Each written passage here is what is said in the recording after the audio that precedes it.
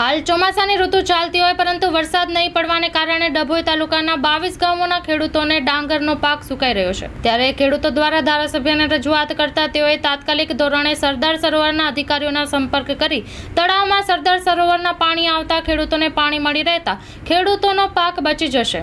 આ અંગે ધારાસભ્યએ જણાવ્યું હતું કે હાલ વઢવાણા તળાવમાં પાણી છોડવામાં આવ્યું છે અને ખેડૂતો પાણીનો સદુપયોગ કરી અને તેનો દુરુપયોગ ના કરે અને માત્ર ખેતીના કામ માટે જ પાણીનો ઉપયોગ કરે તેવી ખેડૂતોની લાગણીને માન આપી વઢવાણા તળાવમાં પાણી આવતા ખેડૂતોએ ધારાસભ્યનો આભાર માન્યો હતો।